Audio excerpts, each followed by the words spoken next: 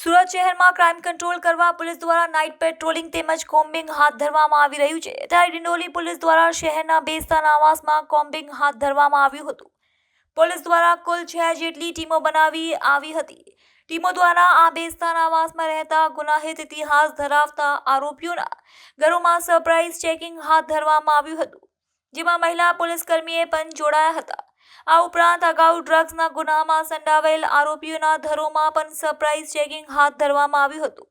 Dindoli police દ્વારા હાથ ધરાયેલ આ કોમ્બિંગમાં ડ્રોન કેમેરાથી પણ મદદ લેવામાં આવી હતી, જેમાં 2 ડ્રોન દ્વારા આ વિસ્તારમાં કોમ્બિંગ કરાયું હતું।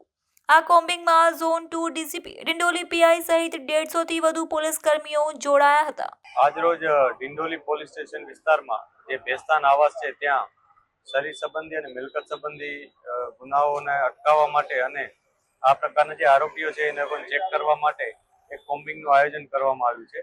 આ કોમ્બિંગમાં ઝોન 2ના 5 પોલીસ સ્ટેશનમાંથી પોલીસની ટીમો બનાવી અને જુદી જુદી ટીમો અહીંયા બનાવવામાં આવી છે, જેમાં 6 અલગ અલગ ટીમો છે, જેમાં અમે મહિલા પોલીસ પણ સામેલ રાખી છે અને આ તમામ લોકો એમને જે પણ ટાસ્કિંગ આપવામાં આવ્યું છે એ ટાસ્કિંગ મુજબ જે આરોપીઓનું લિસ્ટ છે એને ચેક કરે છે। એમાં MCR કાર્ડ અને શરીર સંબંધી ગુનાઓના આરોપીઓ છે।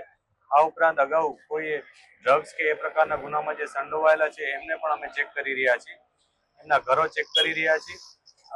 આ જે કોમ્બિંગની કામગીરી છે એમાં અમે વિશેષ પ્રકારે એક ડ્રોનનું પણ મદદ લીધી છે કે જેમાં 2 ડ્રોન દ્વારા અમે આખા વિસ્તારમાં કોમ્બિંગ કરી રહ્યા છીએ। આ ડ્રોન અમને એરિયલ સર્વેલન્સની દ્વારા મદદ કરે છે, જેથી કોઈએ છત ઉપર અથવા અન્ય કોઈ જગ્યાએ કે અવાવરૂ જગ્યાએ પોતાની કોઈ વસ્તુ છુપાવી હોય અથવા કોઈ ગેરકાયદેસર પ્રવૃત્તિ ચાલતી હોય એના ઉપર અમે નજર રાખી શકીએ અને તત્કાલ એના ઉપર કાર્યવાહી કરી શકીએ।